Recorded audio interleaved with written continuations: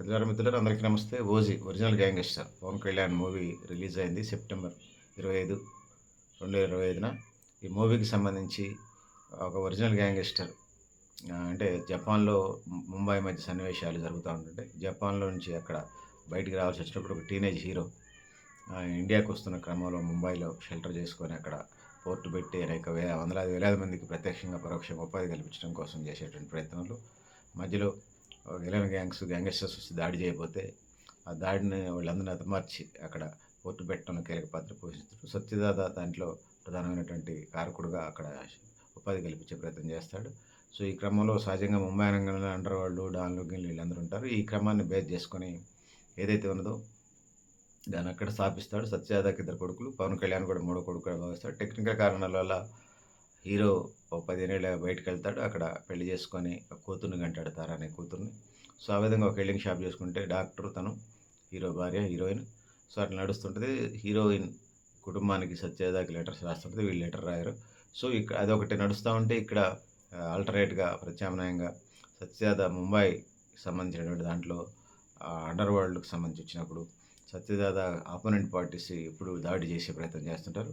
ఓ ఓ సందర్భంలో సత్యదాదాని చంపపోతే అందరూ అయిపోయిన తర్వాత 100 మంది గ్యాంగ్‌స్టర్స్‌ని, రౌడీ షీటర్స్‌ని ఏసుకొని పోతే అందరూ హతమార్చి సత్యదాదాని రక్షించి అట్లా నిలబెట్టినటువంటి సందర్భంలో టెక్నికల్ కారణాల బయటికెళ్ళి హీరో అక్కడి నుంచి బయటికెళ్ళిపోతాడు. అక్కడ బయటికెళ్ళి ఎల్లింగ్ షాప్ నడుపుకుంటూ భార్య ఒక డాక్టర్‌ని పెళ్లి చేసుకొని కూతుర్ని గాని అట్లా జీవితం నడుపుతున్న క్రమంలో సత్యదాద కొడుకుని చంపి సత్యదాదాని చంపడానికి ప్రయత్నం చేయటం, షిప్‌ని హైజాక్ చేసి వాళ్ళు హ్యాండ్ ఓవర్ చేసుకుని అక్రమ రవాణా కోసం ప్రయత్నం చేస్తున్న క్రమంలో మనం చూస్తా ఉంటాం.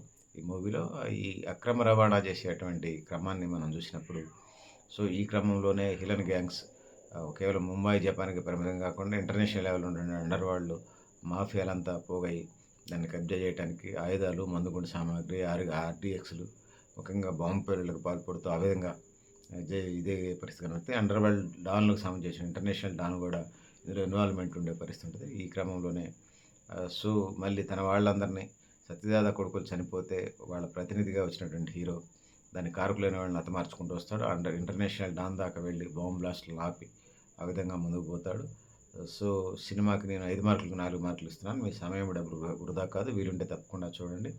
సో, మొదట ఆహ్, గ బ్రీఫ్‌గా చెప్పాల్సొస్తే మొదట జపాన్ నుంచి ప్రత్యేక పరిస్థితిలో వీళ్ళు ఇండియా రావాల్సొస్తది. ముంబై షిప్ యార్డ్‌గా బిస్కెట్‌లు, బంగారు బిస్కెట్‌లు, అదేవిధంగా డబ్బులతోని వస్తున్న క్రమంలో కొన్ని గ్యాంగ్స్ వచ్చి అటాక్ చేస్తే ఆళ్ళని హతమార్చి ముంబైలో షిప్ యార్డ్ పెట్టి అనేక మందిని ఉపాధి కల్పించే కార్యక్రమం సత్యదాదా చేస్తారు. తన ఇద్దరు కొడుకులతో కలిసి. మూడో కొడుకు పవన్ కళ్యాణ్‌గా భావిస్తాడు.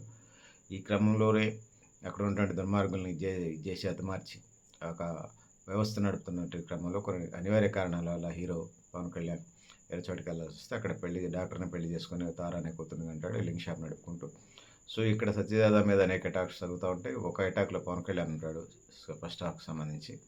అటాక్‌లో అందరూ ఇది చేసేసి షిప్‌ని హ్యాండ్ ఓవర్ చేసుకునే క్రమంలో అందరిని చంపేసి ఒకళ్ళిద్దరిని వదిలిపెట్టేస్తాడు. సో, తను వెళ్ళిన తర్వాత ఓచుకోతే కనిపిస్తా ఉంటది పవన్ కళ్యాణ్ మూవీస్‌కి సంబంధించి. ఆ విధంగా కొనసాగుతా ఉంటది. సో, సోదరులారా, సోదరీమణులారా, ఈ క్రమంలో మళ్ళీ అందరిని హతమార్చేతోని పాటు ఇక్కడ లోకలు, ఇతర దేశాల్లో మాఫియా, ఇంటర్నేషనల్ వాళ్ళు గూడా కొన్ని సరుకు కంటైనర్ పంపిస్తారు షిప్ ద్వారా. ఆ కంటైనర్‌ని సత్యదాద వాళ్ళు దాస్తే వీళ్ళ టీమ్స్‌ని, వీళ్ళ మనుషులందరిని చంపుకుంటా వీళ్ళ వ్యవస్థలన్నిటిని కూల్చేసుకుంటూ, కాల్చేసుకుంటూ వస్తాడు. ఇప్పుడు ఎవరు లేని టైంలో ఉన్నారని చెప్పేసి కబ్జా చేయడానికి షిప్ యార్డ్‌ని వచ్చినప్పుడు విలన్ గ్యాంగ్స్ హీరో వస్తాడు. ఆ వరుసన అటాక్స్ మొదలుపెడతాడు. ఇక సెకండ్ హాఫ్ ఇంటర్వెల్ తర్వాత సెకండ్ హాఫ్ స్టార్ట్ అయ్యిద్ది. సో, ఇక యుద్ధకాండ కొనసాగుతా ఉంటది. సో, ఇది ముఖ్యంగా యాక్షన్ సినిమా అని చెప్పుకోక తప్పదు. సో, విలన్ గ్యాంగ్స్ మీద హతమార్చుకుంటూ సత్యదాదాకి జరిగినటువంటి అన్యాయాన్ని చేస్తూ ముందుకెళ్తాడు. సత్యదాదా మూడో తరానికి సంబంధించినటువంటి కొడుకుని అక్కడ సామ్రాజ్యం నిలబెట్టి తను వెళ్ళిపోతే ప్రయత్నం చేస్తాడు. సో, ఆ విధంగా ఈ సినిమాకి సంబంధించి ఫస్ట్ నుంచి చివరి దాకా ఆద్యంతం బాగుంటుంది. ఈ సినిమాకి నేను 5 మార్కులకు 4 మార్కులు ఇస్తున్నాను. Action cinema. ఇక క్రైమ్ యాంగిల్‌లోను చూడాలి, ఎంటర్‌టైన్‌మెంట్ యాంగిల్‌లోను చూడాలి. సో, ఈ గ్యాంగ్‌స్టర్స్‌కి మధ్య పెద్ద ఎథిక్స్ ఉంటాయని మనం భావించాం. డబ్బుల కోసం ఏదైనా చేస్తారు. సో, ఆర్‌డీఎక్స్ సరఫరా, ముంబై బాంబ్ లిస్టుల తరహా బాంబ్ బ్లాస్టింగ్‌కి సంబంధించిన ఇంటర్నేషనల్ డాన్స్ సంబంధాలు. సో, దాంతోని పాటుగా ఇక్కడ లోకల్ గ్యాంగ్‌స్టర్స్ మధ్య గొడవలు. సో, అక్కడ ఉపాధి రంగం షిప్ యార్డ్‌లకు సంబంధించి వచ్చి ఇది. సో, షిప్ యార్డ్‌లలో ట్రాన్స్‌పోర్ట్ అయ్యేట్లలో ఇంతకుముందు గంజాయి, డ్రగ్స్ సరఫరా అయ్యాయి. ఇప్పుడు ఆర్‌డీఎక్స్‌లు, తుపాకులు, వెపన్స్ సరఫరా అవుతున్నటువంటి పరిస్థితిని మూవీలో చూపించే ప్రయత్నం చేశాడు.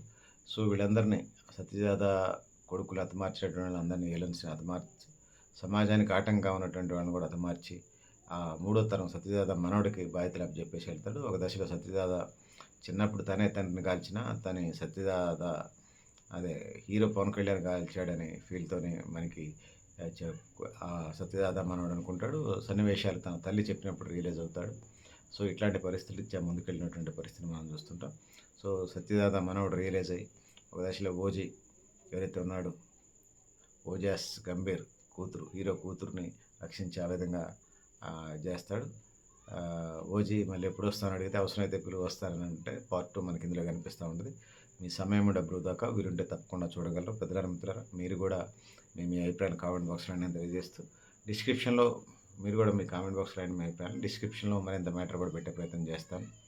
సంగీతం, నేపథ్యం, హీరో, హీరోయిన్‌లు, నటీనటులు, దానికి సంబంధించినటువంటి ఇంకా మార్షల్ ఆర్ట్స్ సంబంధించినటువంటి యాక్షన్ సన్నివేశాలు చాలా రోజులు కష్టపడి, నెలలు కష్టపడి ఆ స్టంట్స్, ఈవెంట్స్ అన్నీ సినిమాలో చూపించే ప్రయత్నం చేశాడు మార్షల్ ఆర్ట్స్‌కి సంబంధించి. సో, పెద్దలారా, మిత్రులారా, మీరు కూడా మీ అభిప్రాయాలు కామెంట్ బాక్స్‌లో రాయండి. సో, డిస్క్రిప్షన్‌లో కూడా మరింత సమాచారం కూడా రాస్తానని తెలియజేసుకుంటూ, వీలుంటే ఈ సినిమాని తప్పకుండా చూడండి. మీ సమయం డబ్బు వృధా కాదు. పైరసీని అరికడదాం. సినీ రంగం మీద అనేక విభాగాల హీరో, విలను, హీరోయినే కాకుండా ప్రొడ్యూసరు, డైరెక్టరు, ఆర్ట్ డైరెక్టర్లు, క్యారెక్టర్ ఆర్టిస్టులు, కమెడియన్స్, ప్రత్యక్షంగా, పరోక్షంగా ఉపాధి పొందినటువంటి వాళ్ళు అనేక మంది ఈ సినిమా పరిశ్రమను నమ్ముకొని జీవిస్తూ ఉన్నారు. అందుకోసం పైరసీని అరికడదాం. ఆ విధంగా ముందుకు పోదామని తెలియజేసుకుంటూ, పెద్దలారా, మిత్రులారా, మీరు కూడా మీ అభిప్రాయాలు కామెంట్ బాక్స్‌లో రాయండి. నేను గరిడేపల్లి సత్యనారాయణ, న్యూ లక్ష్య ఆర్గనైజేషన్.